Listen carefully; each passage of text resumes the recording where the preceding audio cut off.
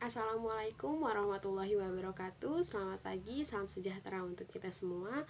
Om Swastiastu, Namo Buddhaya, salam kebajikan. Yang terhormat Bapak Asad STHI MPD selaku dosen mata kuliah Akhlak dan Etika. Bismillahirrahmanirrahim. Perkenalkan, nama saya Gita Stianingrum dengan NPM 2020 2100429. Nomor 6 ya, kelas 6C yang akan membahas mengenai tugas akhir, yaitu jelaskan pemahaman saudara tentang tema-tema di bawah ini. Yang pertama, pengertian akhlak dan keutamaannya. Yang kedua, adab atau etika belajar dalam Islam. Yang ketiga, etika beragama, berbangsa, dan bernegara dalam Islam. Yang keempat, pengertian musyawarah dan etika berdemokrasi dalam Islam. Lanjut kita pada pembahasan yang pertama, yaitu pengertian akhlak dan keutamaannya. Akhlak merupakan perilaku yang terlihat jelas baik dalam perbuatan maupun kata-kata yang termotivasi dengan dorongan karena Allah, yang berkaitan dengan sikap batin atau pikiran, seperti akhlak diniyah yang berkaitan dengan perilaku kepada Allah, sesama manusia maupun alam. Akhlak dalam agama Islam adalah akhlak yang bersumber pada ajaran Allah Subhanahu wa taala dan Rasulullah. Akhlak Islami merupakan amal perbuatan yang menjadi indikator seseorang apakah ia muslim yang baik atau buruk. Akhlak mendidik seseorang dengan tujuan agar tegas untuk mengutamakan kemuliaan, kebenaran, kebaikan, dan melatih seseorang untuk mencintai keindahan, membenci keburukan, sehingga menjadi wataknya, maka keluarlah dari perbuatan-perbuatan yang indah tanpa keterpaksaan.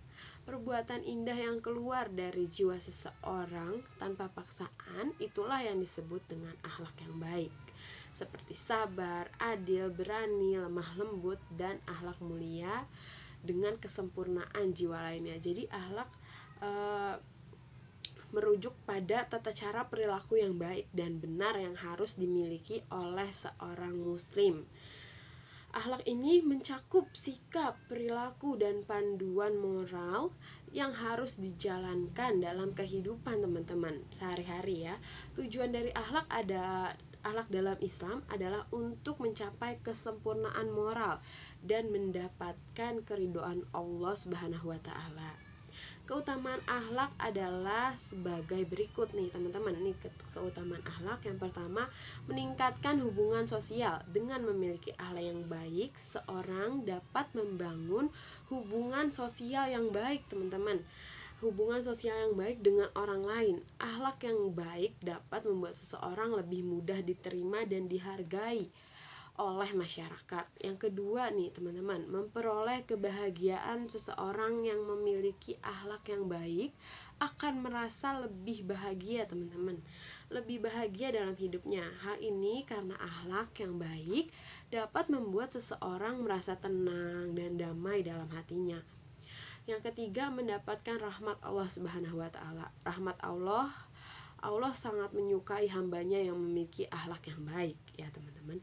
Dalam hadis riwayat Muslim, Rasulullah SAW bersabda, sesungguhnya aku diutus untuk menyempurnakan akhlak, menurut hadis riwayat Ahmad. Yang keempat, meningkatkan kualitas diri dengan memiliki akhlak yang baik. Seseorang dapat meningkatkan kualitas dirinya. Hal ini karena akhlak yang baik teman-teman. Akhlak yang baik dapat membentuk kepribadian yang lebih baik, lebih positif yang pastinya ya. Ada pula dalil-dalil mengenai keutamaan akhlak.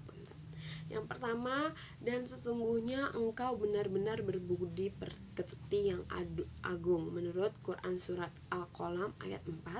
Ayat ini menunjukkan bahwa Allah Subhanahu wa taala memberikan pujian kepada Rasulullah SAW yang memiliki akhlak yang baik. Selanjutnya juga ada, dan sesungguhnya kamu benar-benar berbudi pekerti agung, seperti dalam Quran surat Al-Qalam ya ayat 68 sama dengan yang tadi, menunjukkan bahwa Allah memberikan pujian kepada orang-orang yang memiliki akhlak yang baik.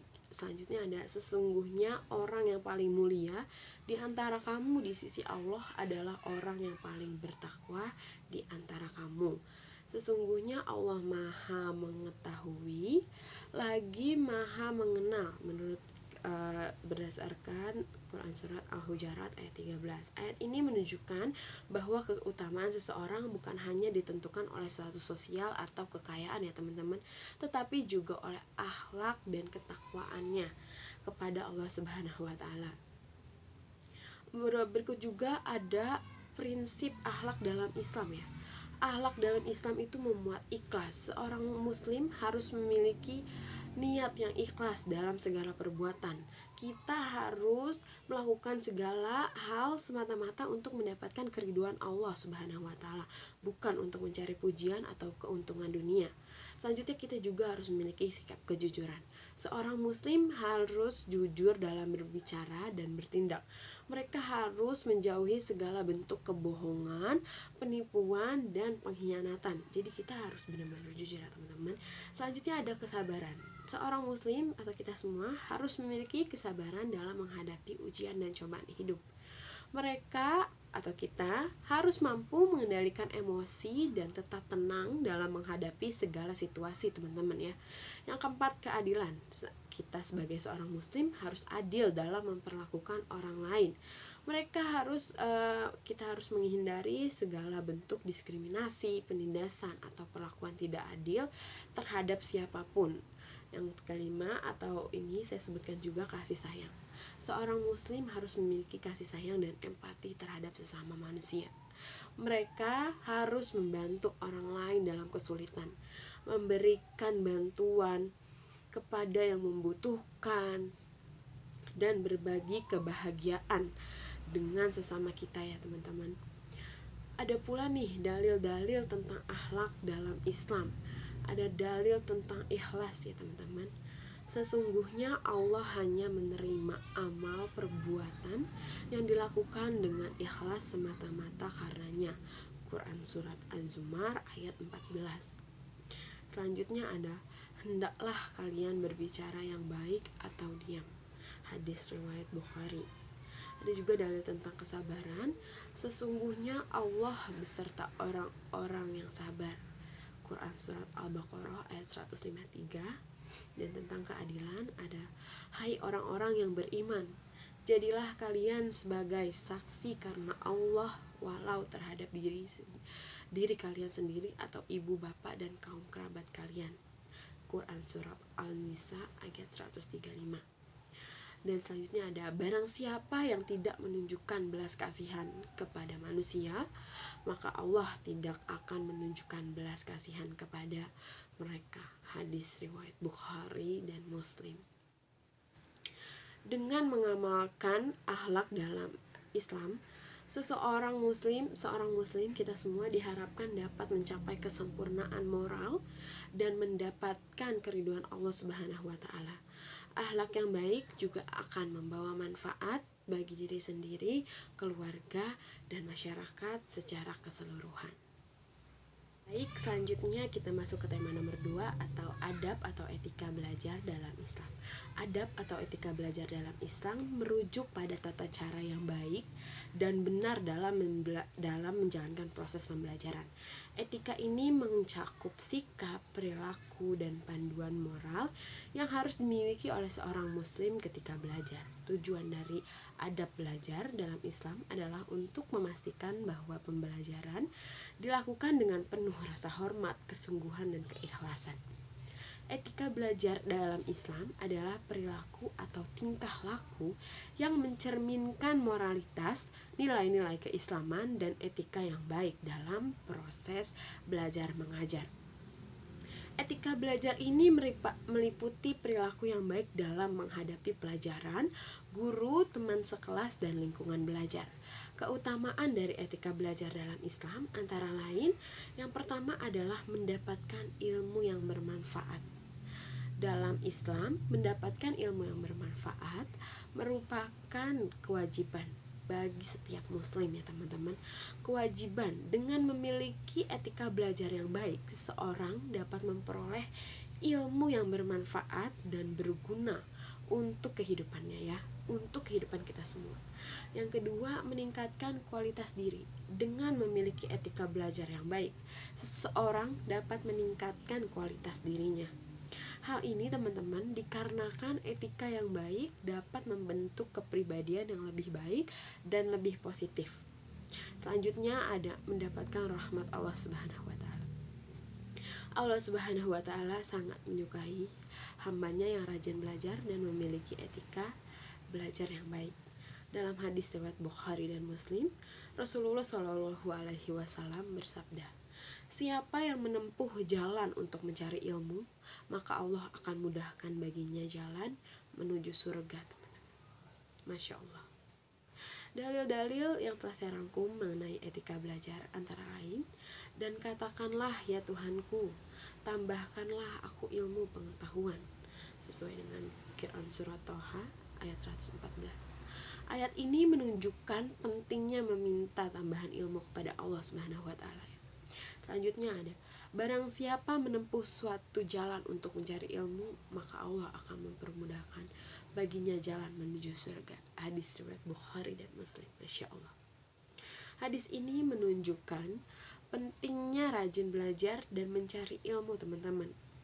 Selanjutnya juga ada, sesungguhnya orang yang paling mulia di antara kamu di sisi Allah adalah orang yang paling bertakwa di antara kamu. Sesungguhnya Allah Maha mengetahui lagi Maha mengenal. Quran surat Al-Hujurat ayat 13. Ayat ini menunjukkan bahwa keutamaan seseorang bukan hanya ditentukan oleh status sosial atau kekayaan, tetapi juga oleh akhlak dan ketakwaannya kepada Allah Subhanahu wa taala dalam proses belajar dan mengajar. Beberapa prinsip yang udah saya gabungkan teman-teman, adab dalam belajar dari Islam antara lain, yang pertama adalah niat yang ikhlas. Seorang muslim harus memiliki niat yang tulus dan ikhlas dalam belajar, yaitu semata-mata untuk mendapatkan ilmu yang bermanfaat dan mendekatkan diri kepada Allah Subhanahu wa taala. Yang kedua adalah rasa hormat teman-teman. Rasa hormat. Seorang muslim harus memiliki rasa hormat terhadap guru, dosen, atau instruktur yang memberikan ilmu kepada mereka. Ini termasuk mendengarkan dengan penuh perhatian, menghormati pendapat orang lain, dan tidak mengganggu proses pembelajaran. Kita harus hormat terhadap guru kita ya teman-teman. Selanjutnya adalah kesungguhan. Seorang muslim harus memiliki kesungguhan dan ketekunan dalam belajar. Mereka harus berusaha, kita harus berusaha semaksimal mungkin memahami materi yang diajarkan dan mengaplikasikannya dalam kehidupan kita sehari-hari. Selanjutnya ada disiplin nih teman-teman. Seorang muslim harus memiliki disiplin diri dalam belajar. Kita harus memiliki jadwal belajar yang teratur, menghindari gangguan-gangguan yang dapat memperhambat proses pembelajaran, dan menjaga konsentrasi belajar selama pembelajaran berlangsung. Selanjutnya ada kerendahan hati. Seorang muslim harus memiliki sikap rendah hati dan tidak sombong dalam belajar. Kita tidak boleh sombong ya teman-teman. Kita harus menyadari ilmu yang kita peroleh hanyalah sebagian kecil dari pengetahuan yang ada di dunia ini. Ada pula dalil-dalil dari etika belajar dalam Islam. Yang pertama, dalil tentang niat yang ikhlas. Sesungguhnya amal itu tergantung pada niatnya, dan sesungguhnya setiap orang hanya akan mendapatkan apa yang ia niatkan. Hadis riwayat Bukhari dan Muslim. Ada juga dalil tentang rasa hormat. Barang siapa yang tidak menghormati guru, maka tidak ada ilmu yang akan diberikan kepadanya. Hadis riwayat Abu Dawud. Ada juga dalil tentang kesungguhan. Tidaklah Allah melihat kepada bentuk-bentuk kalian dan harta benda kalian, tetapi Allah melihat kepada hati kalian dan amal-amal kalian. Hadis riwayat Muslim. Selanjutnya ada dalil tentang disiplin, yaitu dan janganlah kamu mengerjakan sholat sedangkan kamu dalam keadaan mabuk, sehingga kamu mengerti apa yang kamu ucapkan. Quran surat An-Nisa ayat 43.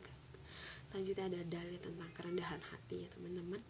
Allah akan meninggikan derajat orang-orang yang beriman di antaramu dan orang-orang yang diberi ilmu pengetahuan beberapa derajat. Quran Surat Al-Mujadilah ayat 11.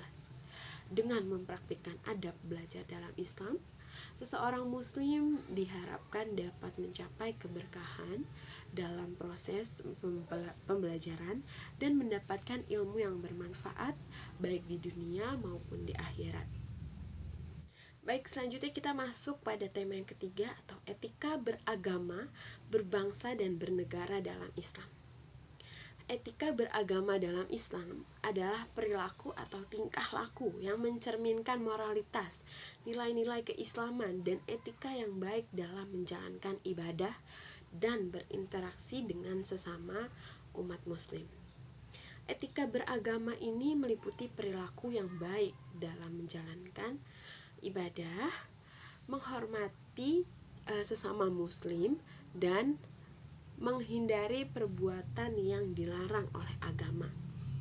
Etika beragama, berbangsa dan bernegara dalam Islam merujuk pada tata cara atau perilaku yang baik dan benar yang harus dimiliki oleh seorang muslim dalam menjalankan agama, kehidupan bermasyarakat, dan berbangsa.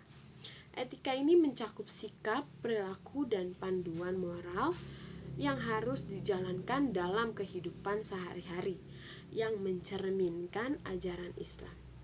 Keutamaan etika beragama dalam Islam antara lain, teman-teman. Yang pertama, mendekatkan diri kepada Allah Subhanahu wa taala. Dengan memiliki etika beragama yang baik, seseorang dapat mendekatkan diri kepada Allah Subhanahu wa taala. Hal ini karena etika beragama yang baik dapat membentuk kepribadian yang lebih baik, lebih positif dalam menjalankan ibadah.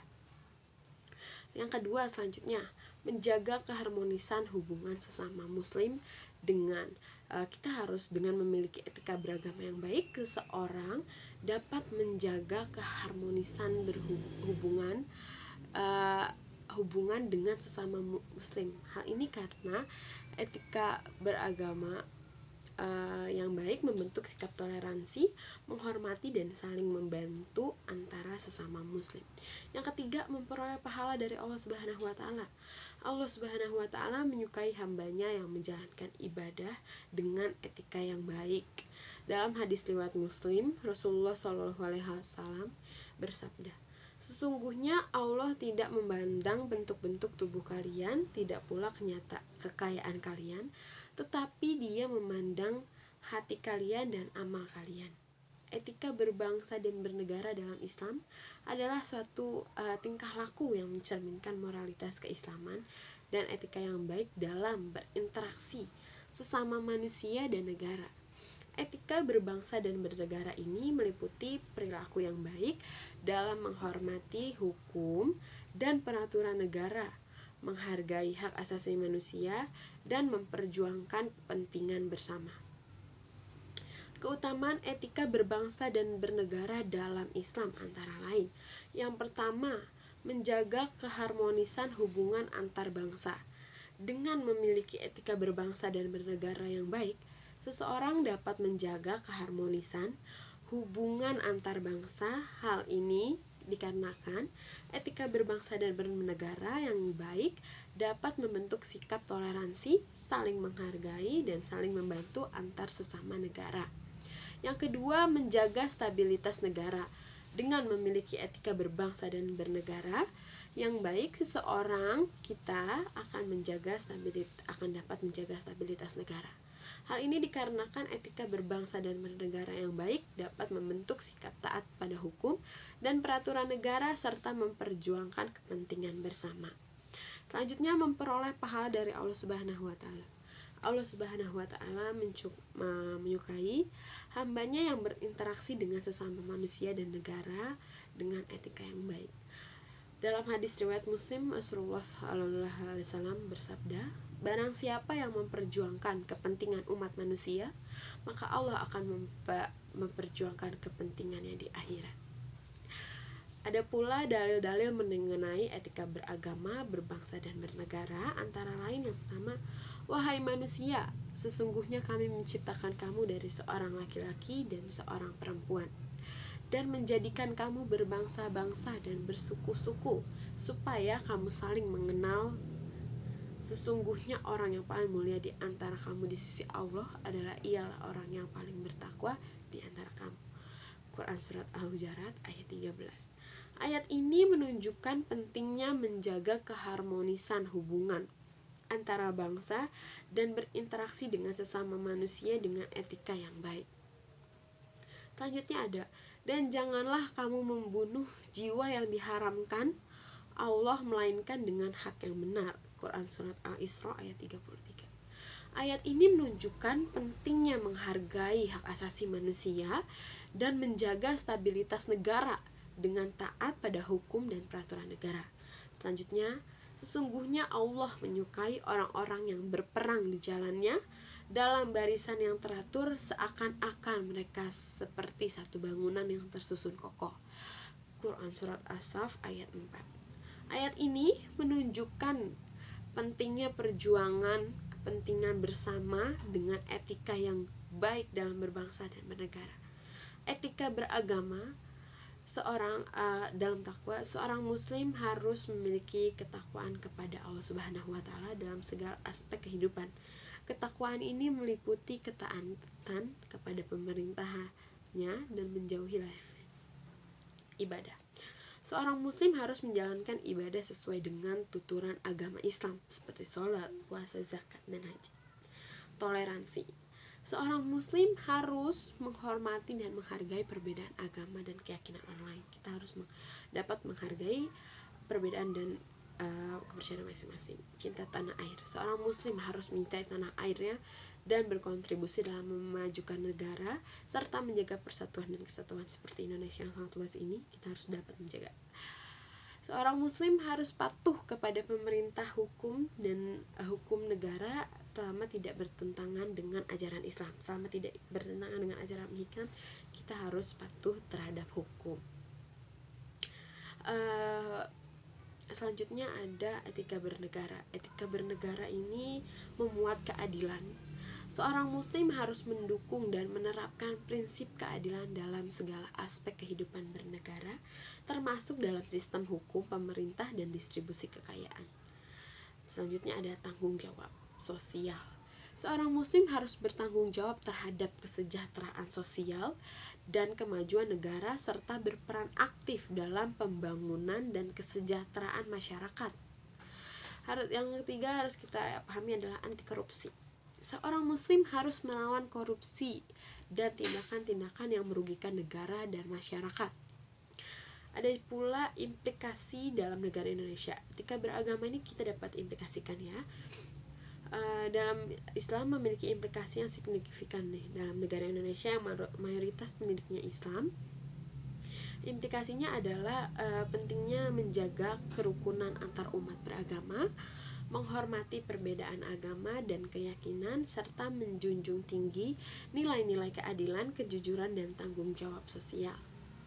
Etika beragama, berbangsa, dan bernegara dalam Islam juga memberikan landasan bagi pembentukan hukum yang adil dan berkaitan serta memperkuat semangat untuk bekerja keras dan produktif dalam membangun negara.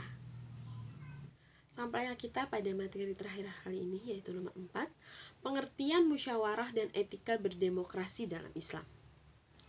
Musyawarah dalam Islam adalah proses diskusi dan pembahasan antara beberapa orang dengan tujuan mencapai keputusan yang terbaik untuk kepentingan bersama.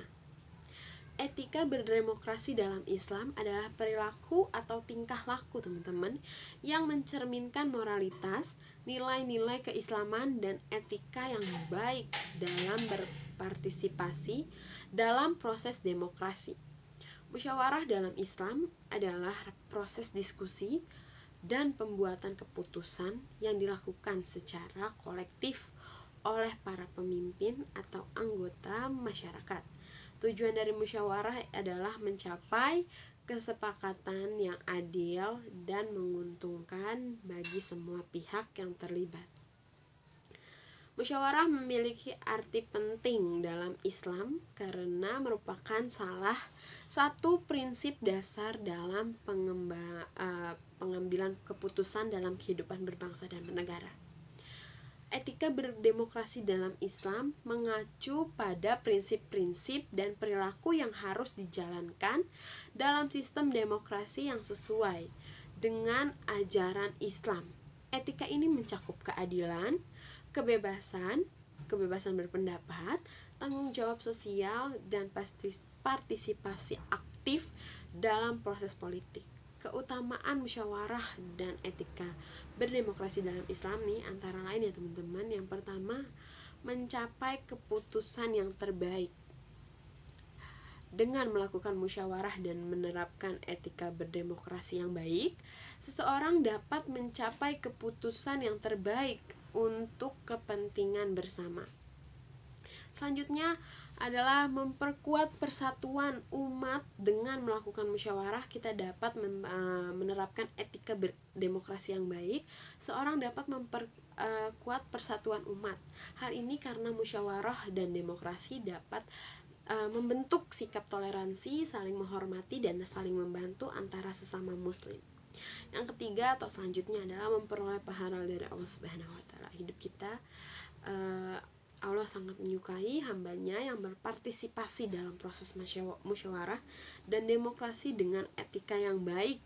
Dalam hadis riwayat Muslim, Rasulullah Shallallahu Alaihi Wasallam bersabda, barang siapa yang berpartisipasi dalam urusan kaum muslimin dengan ikhlas, maka ia akan mendapatkan pahala seperti pahala orang yang berjihad di jalan Allah.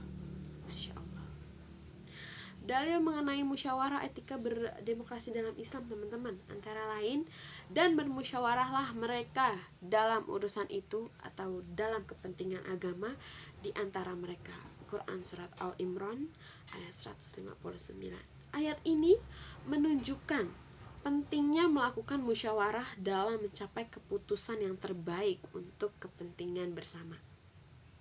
Selanjutnya ada, dan tolong menolonglah kamu dalam kebijakan dan takwa, dan jangan tolong menolong dalam berbuat dosa dan pelanggaran, dan bertakwalah kepada Allah, sesungguhnya Allah sangat berat siksanya. Quran Surat Al-Maidah ayat 2. Ayat ini menunjukkan pentingnya menerapkan etika berdemokrasi yang baik dan memperjuangkan kebijakan dan takwa serta menghindari dosa dan pelanggaran. Selanjutnya ada, barang siapa yang melihat satu kemungkaran, maka hendaklah ia mengubahnya dengan tangannya. Jika tak mampu, maka dengan lisannya. Jika tak mampu, maka dengan hatinya. Dan itu adalah selemah-lemahnya iman. Hadis riwayat Bukhari Muslim. Hal ini menunjukkan pentingnya berpartisipasi dalam proses musyawarah dan demokrasi untuk memperjuangkan kebajikan dan menghindari kemungkaran, teman-teman ya. Sekian yang dapat saya sampaikan, kurang lebihnya mohon maaf. Terima kasih atas waktu dan kesempatannya. Wabillahi taufiq wal hidayah. Wassalamualaikum warahmatullahi wabarakatuh.